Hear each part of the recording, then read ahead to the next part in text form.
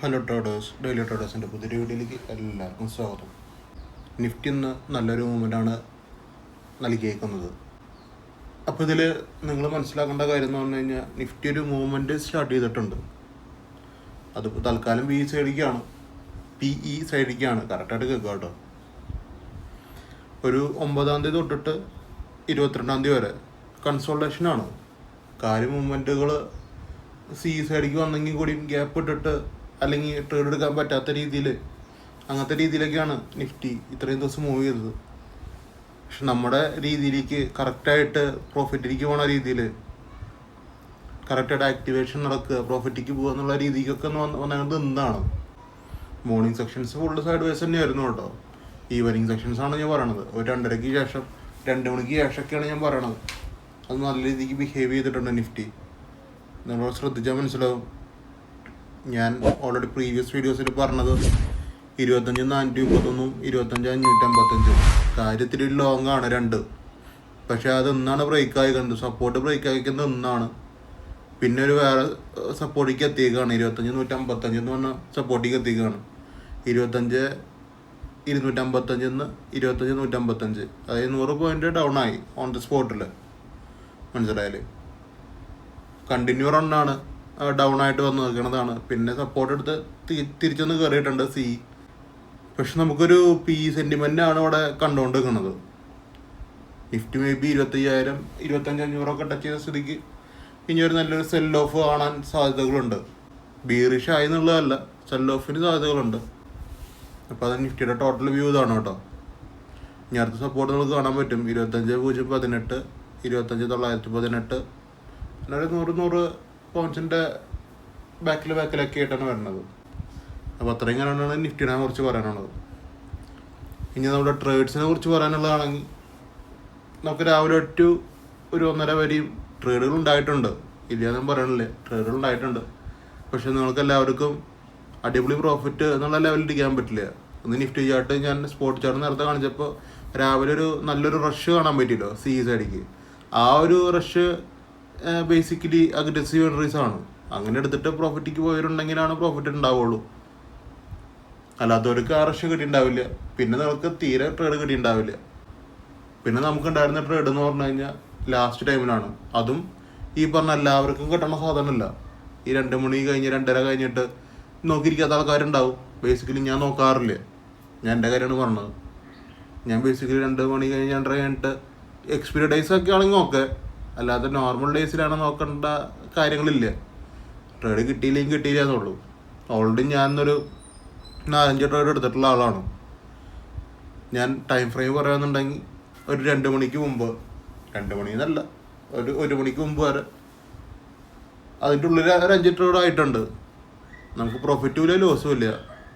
Break even ആണ് കാര്യങ്ങൾ എന്നെ സംബന്ധിച്ച്. അങ്ങനെ കുറേ ആൾക്കാരുണ്ടാവും, ലോസിലിരിക്കുന്ന ആൾക്കാരുണ്ടാവും, ലോസിൽ ക്യാരി ഫോർവേഡ് ചെയ്തുള്ള ആൾക്കാരുണ്ടാവും, പ്രോഫിറ്റ് എടുത്തവരുണ്ടാവും. ഇപ്പോൾ ഇതൊക്കെ പാർട്ടാണ് ഇതിൻ്റെ. പിന്നെ ഈ 2 മണിക്ക് ശേഷം വന്ന ഈ മൊമെൻ്റം ക്യാച്ച് ചെയ്തവർ കുറവായിരിക്കാം, എനിക്കറിയില്ല. അപ്പോഴും ഞാൻ പറയാമല്ലോ.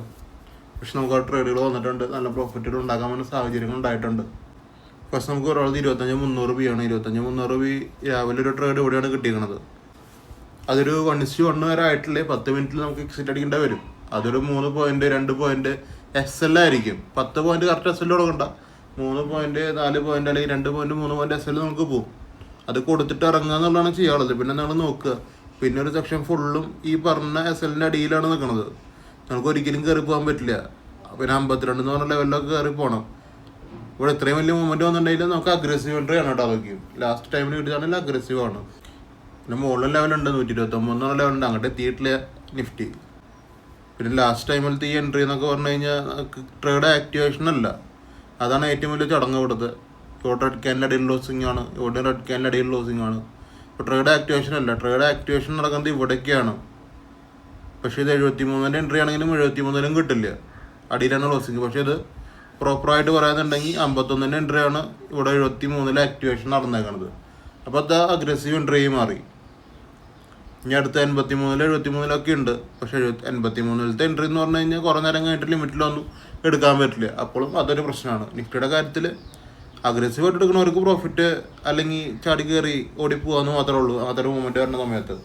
ബേസിക്കലി ഈ മൂവ്മെൻറ്റ് സ്റ്റാർട്ടായത് 51 51 നേരിട്ട് ഇവിടെ വരെ പോയിട്ടുണ്ട്. അതിൽ 60 പോയിന്റ് മൂവ്മെൻറ്റ് 120 വരെ പോയിട്ടുണ്ട്. 60 പോയിന്റ് മൂവ്മെൻറ്റൊക്കെയാണ് വന്നേക്കണത്. പക്ഷെ എല്ലാതൊന്നും എല്ലാവർക്കും ക്യാച്ച് ചെയ്യാൻ പറ്റില്ല.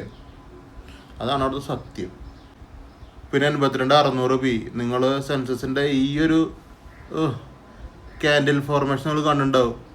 ഇത് പക്ക ഒരു ലിക്വിഡിറ്റി ഇല്ലായ്മയാണ് ഇവിടെ കാണിക്കുന്നത്.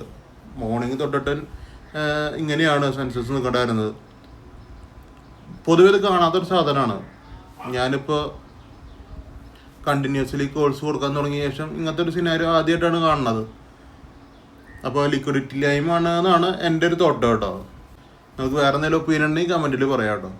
അപ്പോൾ ഇത് ലിക്വിഡിറ്റി ഇല്ലായ്മയാണ്. അതിനുശേഷം ഒരു 11:45 ആയോട് ക്യാൻഡിൽസ് നോർമൽ ഫോർമേഷനിൽ എത്തി തുടങ്ങി. അതിനുശേഷം ക്യാൻഡിൽ അടിയെ പോയി, നമ്മുടെ ലെവലിൽ ഓൾറെഡി ലെവലുണ്ട്, അതിൻ്റെ അടിയെ പോയി തിരിച്ച് കയറി തുടങ്ങി. അങ്ങനത്തെ സിനാരിയോസിൽ റീ എൻട്രി ആണ്. ആ റീ എൻട്രി ആണ് ഇവിടെ പിക്ക് ചെയ്യാൻ പറ്റുക. ഇത് ഫുൾ ടാർഗറ്റാണ്.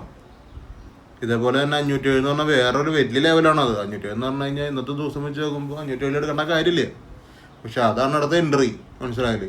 പക്ഷെ അത് ഡയറക്റ്റ് എസ്എല്ലാണ്. പിന്നെ നമുക്ക് ഉണ്ടായിരുന്ന 55,400 ആണ്. 55,400 പ്രത്യേകിച്ചൊന്നുമില്ല. ഫസ്റ്റ് എൻട്രി ഒരു കോസ്റ്റ് ജോസാണ്. രണ്ടാമത്തെ എൻട്രി ആണ് ഒരു 120 പോയിന്റ് പോയിട്ടുണ്ട്. മൂന്നാമത്തെ എൻട്രി 1:1 വരെ ആയിട്ടില്ല. ലെവൽസ് പലതുണ്ടെങ്കിലും ഇവിടെ ആക്ടിവേഷൻ നടന്നിട്ടില്ല കേട്ടോ. നമ്മൾ ലെവൽസ് നോക്കിയിട്ട് കാര്യമില്ല. Levels last 296 activation നടന്നേക്കണത്.